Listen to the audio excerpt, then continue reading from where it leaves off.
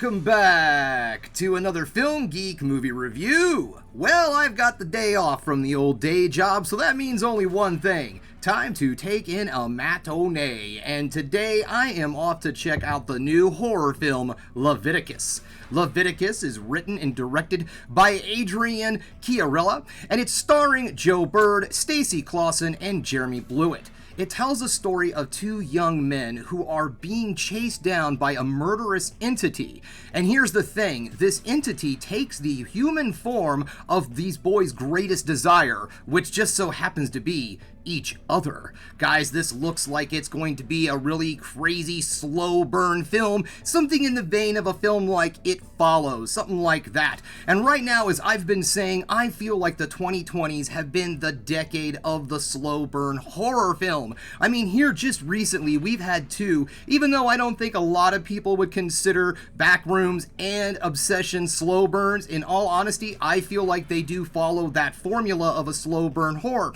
So anyways, we've had two really big slow burn horror films just this year. There's been others in this decade and all, and it just kind of goes into my theory that I feel like each decade that horror has existed, it's had a very specific brand of horror attached to it. Like the 80s, we had the slashers. In the 90s, when special effects and all and technology grew in filmmaking, we started to see some bigger topics and a little bit more of the supernatural stuff blended in with, of course, slasher films. I'm not going to go into all of it and all, but anyways, guys, I am really looking forward to seeing this film because I always love getting out to the theaters and supporting indie movies, indie horror, indie film, whatever.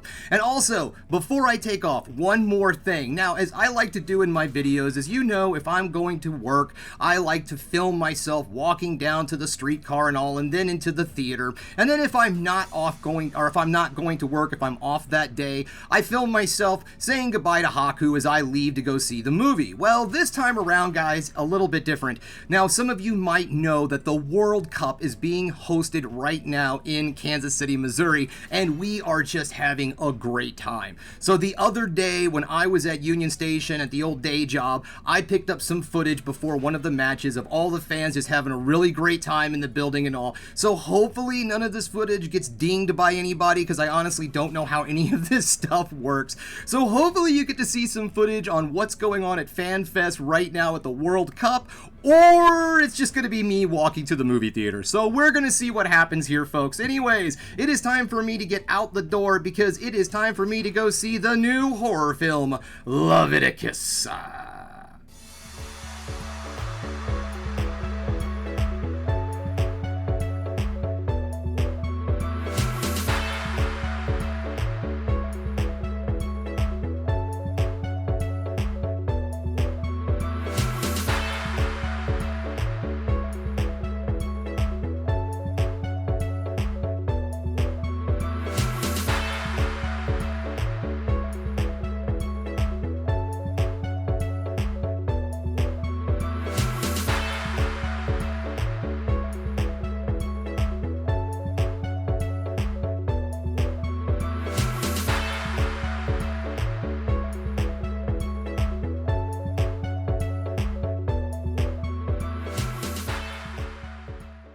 Welcome back, just getting home from Leviticus, and guys, I am still feeling a little uneasy after this film. This movie isn't a jump scare type of film, this is more psychological, get inside your head and make you feel all squirmy and uncomfortable. I felt uncomfortable through about 90% of this movie. In other words, I had a great time. So let's get this party started, shall we? We're going to get things started with negatives, then move into the positives to end the video on the ever so important high note. Okay, maybe great time is not the experience that I should be saying here, but what I should say is I took in an extremely well-made, well-crafted, beautifully shot horror film that creeped the ever-living hell out of me and is going to probably keep me thinking about it until I go to bed this evening. possibly even when I'm trying to go to sleep. But anyways, let's get into these negatives. Okay, now the first thing I'm going to talk about is, yes, this is 100% a slow burn horror film.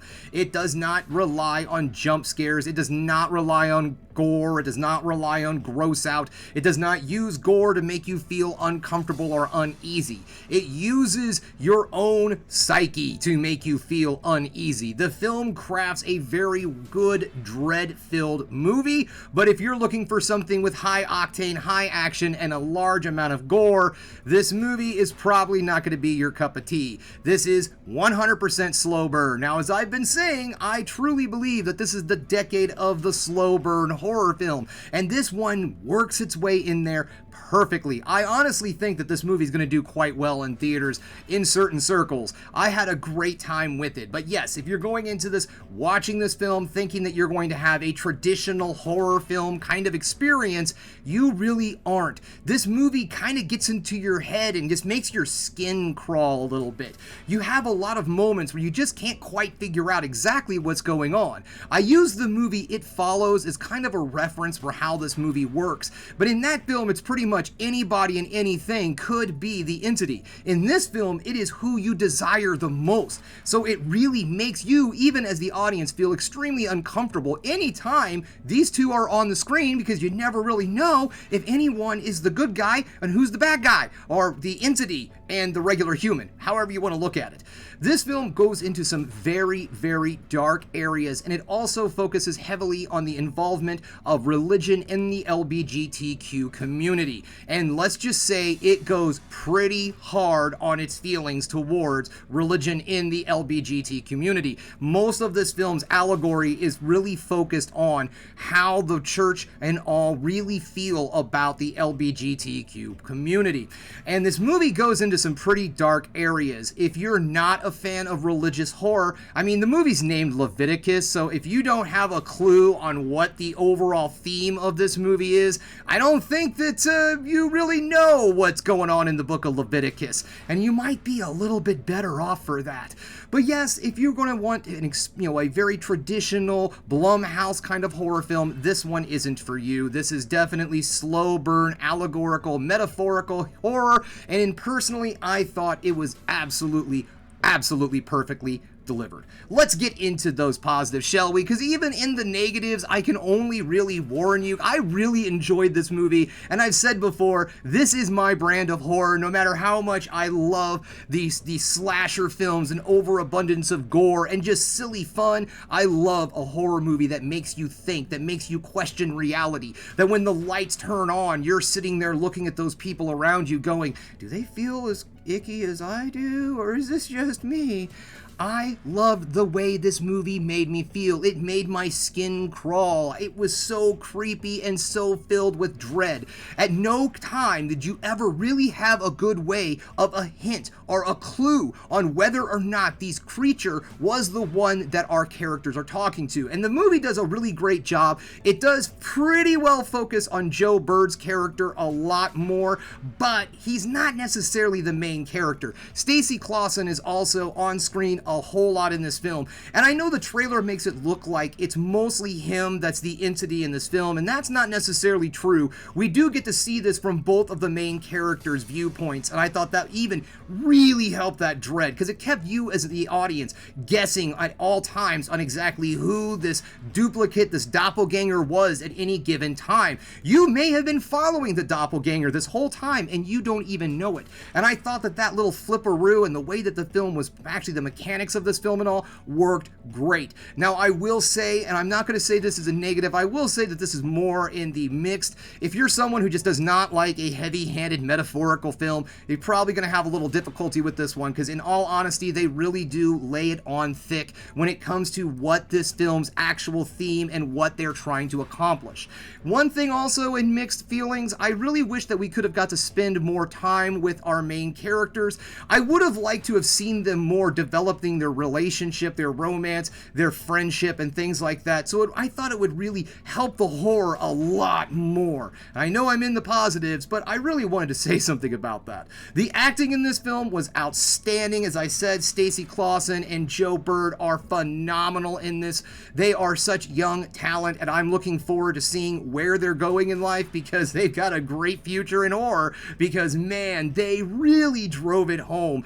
They really did a great job with their characters and developing them as this film goes on. And also being able to switch on a dime. At one point, they would be just like, oh, I love you, I care about you, you're so wonderful. And then boom, one of them starts choking the other one out of nowhere. It is shocking in moments, let me tell you. You want to talk about something that just kind of takes you right out of the moment? Sit there and watch a little tender moment between two people that you think are in love with each other, and then all of a sudden one of them just suddenly starts to try to choke the other one or bite his ear off or something like that. Now, this movie doesn't have a whole lot of gore. There is some bloodiness. The very beginning of this film might make you think that there's going to be a lot more gore in this movie than there is. There is a little bit. There are some nice little elements that they use to surprise you. There is some really good practical effects and all, some great makeup that is used in this. When there is gore, it looks outstanding. It looks real. It looks in your face, grimy, dirty, everything that you would want if you are a gore hound. But all in all, guys, this movie really develops in the story category. This is one of those films, as a slow burn, it just kind of washes over you. You sit and you experience this film. You go through everything that these characters are going through on the screen. The pacing in this film is outstanding. The movie does not have a lot of time to tell its story. It's just under an hour and 30 minutes. And unlike Robin Hood last night, I think this movie could have been kicked up to the 2-hour mark, because I would have really liked to have seen a little bit more time with our characters. Not character development. There's plenty of character development in this film. I would have liked to have seen more development with the two characters as romantic partners or just friends in general, because I thought the chemistry between the two guys was great. They were on board. The overall feeling that these two young men have to go through in all of this, it is just a painful movie to watch, in all honesty. Now, guys, I would have to say that this is a solid, get out there, support this film in theaters. This is, of course, independent horror at its finest. And what do we do with independent films? We support them in theaters. We go buy a ticket, we sit down, and we praise them for all the hard work that they did. This was an excellent film, guys. I really hope that this movie does just as well as Backrooms and Obsession, because this film really should be put right into those movies, because it fits so well with those films. This movie was released by Neon, and I haven't said this before in one of my reviews, but Neon, out of nowhere in the last couple of years, have become like an authority in independent horror. So many freaking good films are being released from Neon, so go back, check out their back catalog of some stuff that they've had come out in recent years. You're probably going to enjoy some stuff. Well, alright guys, there you have it. This is a solid support this film in theaters. Get out there, witness this film, enjoy it, take it in. If you liked what you saw here today, go ahead and subscribe to the channel, ring that bell for notifications, and give me the old thumbs up so I know you like what you're seeing. And if there's one more thing you could do, folks, that is keep watching movies. You know I'm gonna.